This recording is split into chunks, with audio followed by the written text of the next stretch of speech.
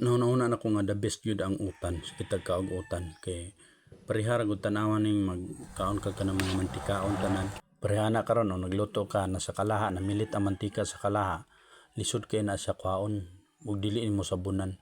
Mao po na sa imong sulod sa imong ginhawaan, makaon po na nimo ng mga mantikaon.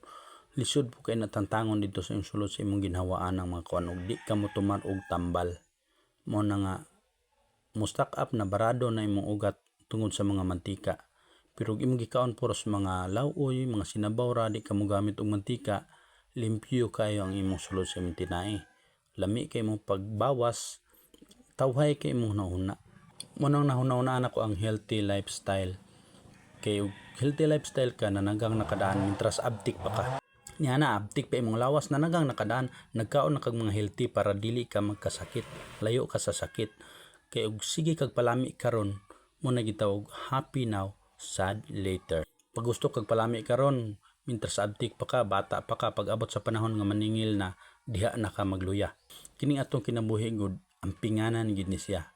Kinalan pod og pag-ampo. Pero sige kag ampo nga mag-abtik imong lawas na ngay ka sa Ginoo, unya giabusaran pod nimo. Di wala gyapon, useless gyapon imong pag-ampo kay giabusaran nimo imong lawas. Kay na experience na ko na ni sugod og tukar akong arthritis 28 years old.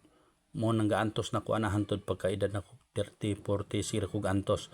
Pero karon na diskubrihan ako nga maayo day siya og musigira kag kaugutan sa mga tugabang, mga kamunggay, mga okra, maulian ang imong mga sakit sa imong lawas pa rin ang mga arthritis. Mo na nga ako na gipadayon karon ang sige kaon og utan. Pero aning mga batan-on karon kasagaran gyud dili mo kaon og utan kay nahilig og kaon ng mga processed food. Unsa man processed food? Pareha ang mga hotdog, mga kuan, mga binuhat sa mga factory ba nga mga pagkaon nga giproseso na pareha ni bisag ka ng mga dilata, mga pareha ng chorizo, lami kay na sa mga bata kay mo ilang natilawan, pilmero nilang tilaw ba. Nalamian sila maayo man ang di na sila ganahan og kaon sa mga utan. Mo kasagaran sa mga batan-on karon di gyud mo kaon og utan. Pero wa sila kabalo sa mga bitamina nga makuha ani. Kinagtuo sila nga ang lami kay kanon kaning mga pagkaon nga mga parehaan ng mga processed food lami na kay na para nila kay mao may unan nilang natilawan.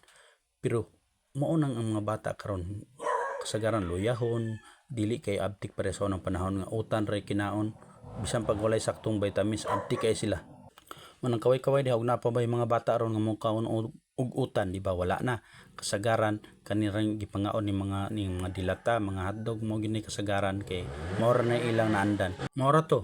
Ug akong nakoy mag-iwan kong kasabihan nga og gusto kang maging healthy, ayaw sige ka og yummy. Mag-iwan ko og kasabihan, ug gusto kang maging healthy, ayaw sige ka og yummy.